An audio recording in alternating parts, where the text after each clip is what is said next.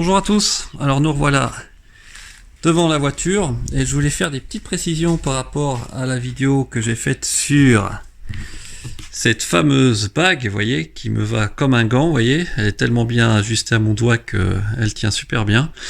Et en fait, il y a une meilleure manière de l'utiliser, hein, clairement, en fait, plutôt que d'apposer la main ça ou comme ça. Par rapport à l'antenne qui fait le tour de la bague, apparemment, il suffit de mettre son poing, évidemment, au niveau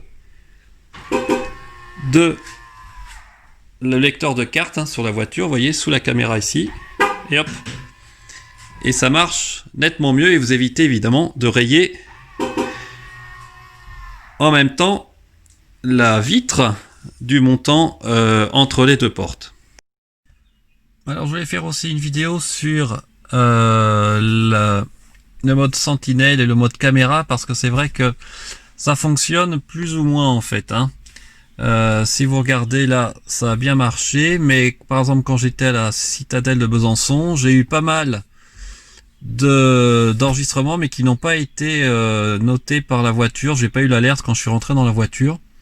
Et puis je voulais montrer quand même l'intérêt du mode sentinelle, même si des fois quand vous vous baladez avec le doigt là, c'est malheureusement, vous voyez, ça se met pas à jour la vidéo par rapport l'endroit où je mets sur la vidéo, et je vais vous montrer, voilà, quelques petites notifications sympas qu'on peut avoir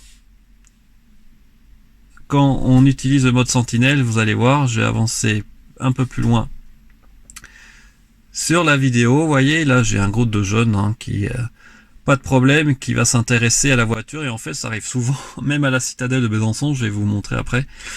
Il y a beaucoup de gens qui sont toujours intéressés par la voiture, et regardez le jeune ici, hop, alors on voit pas très bien, mais il fait un petit geste sympathique devant la voiture.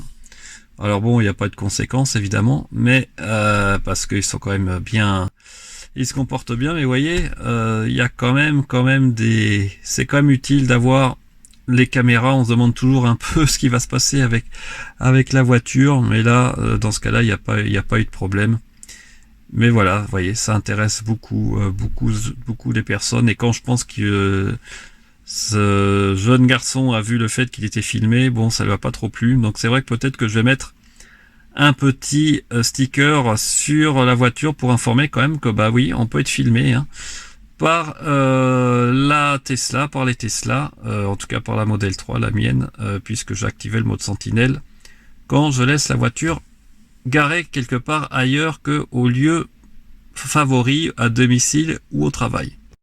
Alors je vais vous remontrer pour ceux qui connaissent pas. En fait, vous savez que ma voiture, hein, c'est un modèle particulier. D'ailleurs, je vais faire un petit peu le tour, puisque j'ai eu des questions aussi sur ma chaîne. Vous voyez, c'est bien une Model 3 Performance, hein. J'ai pas rajouté la ligne rouge en dessous, mais c'est ce qu'on appelle une Model 3 Performance de base.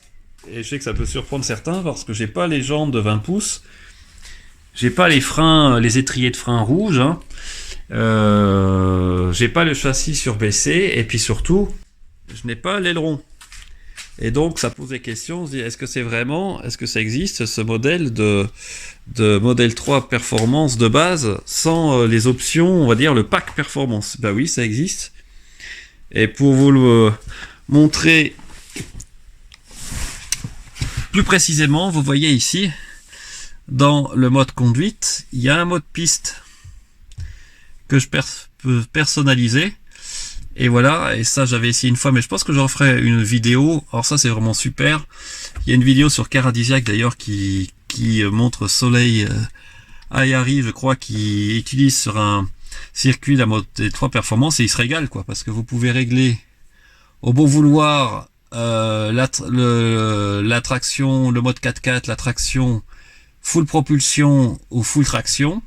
Donc ça peut être sympa. Et puis vous avez l'assistance aussi que vous pouvez enlever, le freinage récupératif que vous pouvez enlever, et puis aussi accélérer le refroidissement de la batterie.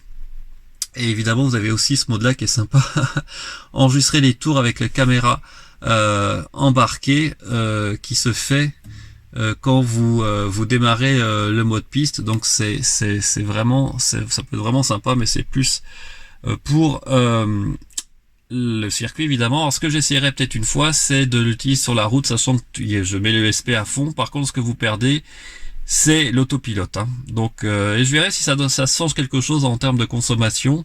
Si je me mets par exemple comme une standard Rennes Plus qu'avec le moteur arrière, est-ce que je vais gagner?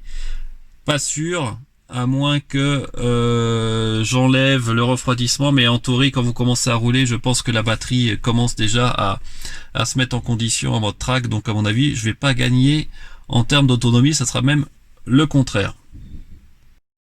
Voilà, je voulais aussi vous parler de la sortie qui est prévue le 11 juillet, le samedi, pour aller au Markstein, pour ceux que ça intéresse, hein, dans les Vosges. Donc je pensais qu'on pourrait aller au Markstein, boire un bon coup là-bas, et puis se faire la route des crêtes.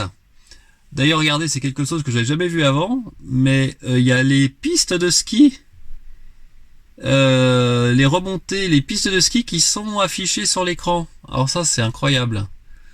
Est-ce que c'est Tremplin 2, Grenouillère? Ah, c'est fantastique ça.